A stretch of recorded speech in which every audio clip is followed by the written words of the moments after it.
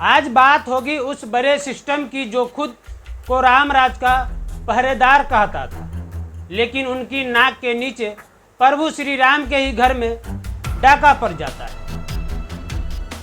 आज सवाल सीधे सत्ता के गलियारों से पूछे जाएंगे, क्योंकि जब बात करोड़ों सनातनी आस्थाओं की हो तो पत्रकारिता का धर्म कहता है कि आंखें मूंद सब चंगा सी नहीं कहा जा सकता। अयोध्या राम मंदिर में श्रद्धालुओं के चढ़ावे में करोड़ों रुपए की हेरफेर का जो मामला सामने आया है, उसने डबल इंजन की सरकार और सुरक्षा दावों और प्रशासनिक व्यवस्था की पोल खोल कर रख दी।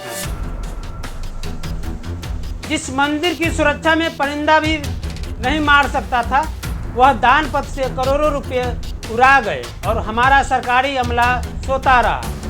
आइए इस पूरे मामले को सरकार और सिस्टम के नज़रिए से खंगालते और पूछते हैं वो तीखे सवाल जिनका जवाब देना उत्तर प्रदेश की योगी सरकार और राम मंदिर के ट्रस्ट के लिए बेहद जरूरी है।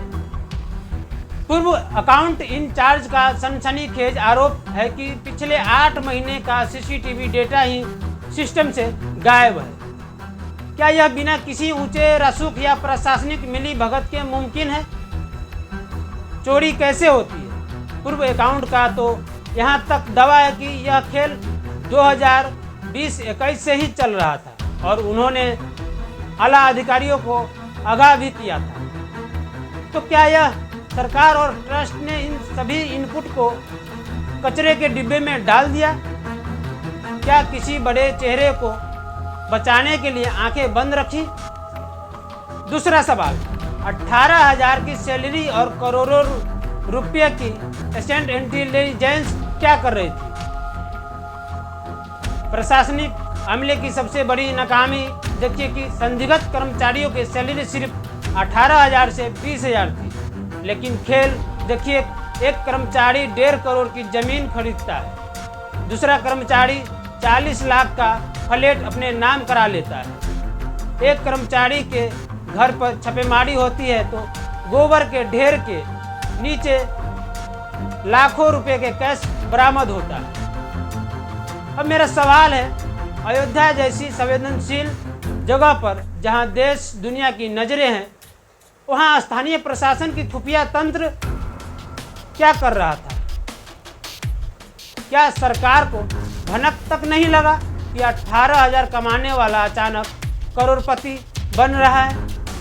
या फिर सया भय कोतवाल तो अब डर काहे का वाली कहानी चल रही थी? तीसरा सवाल, एसआईटी का गठन या सिर्फ डैमेज कंट्रोल? जब चारों तरफ किरकिरी होने लगी, विपक्ष ने हमला बोला और जनता ने सवाल उठाए, तब जाकर आनन फानन में 3 संसदीय स्पेशल इन्वेस्टिगेशन टीम एसआईटी बनाई गई। लखनऊ के कमिश्नर विजय विश्वास पंत की अगुवाई में टीम जांच तो कर रही है और 19 घंटे की मैराथन पूछताछ भी हुई, लेकिन क्या यह सिर्फ जनता के गुस्से को शांत करने के लिए किया गया डैमेज? सवाल यह भी है कि जब पूर्व में क्लोन चेक के जरिए लाखों रुपए निकाले जाने का मामला सामने आ चुका, तब सरकार ने मंदिर के पूरे वित्तीय ऑडिट सख्त क्यों नहीं किया? राजनीतिक बार पलटवार जवाबदेही किसकी है? इस पूरे मामले पर विपक्ष नेता जैसे समाजवादी पार्टी पूर्व प्रमुख अखिलेश यादव ने सरकार को सीधे कटघरे में खड़ा कर दिया है और तीखे सवाल पूछे हैं। हालांकि ट्रस्ट के महासचिव चंपत राय लगातार यह सफाई दे रहे हैं कि नियमित ऑडिट होते हैं और कोई बड़ी गड़बड़ी नहीं है, लेकिन जब पुलिस खुद कैश बरामद कर रही है तो ट्रस्ट की इस क्लीन चिट पर यकीन कैसे किया जाएगा? यहाँ जनता ने पाई जोड़कर पैसे रामलला के चरणों में समर्पित किया, वो किसी चोर या भ्रष्ट अधिकारियों के जेब भरने के लिए नहीं।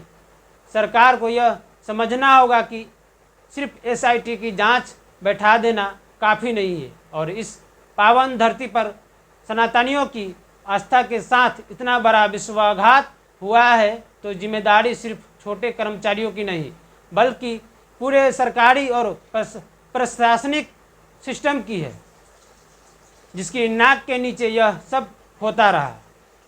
अब देखना यह है कि क्या योगी सरकार इस मामले में सचमुच किसी बड़ी मछली हाथ डालती है या मामला रफा दफा हो जाता है।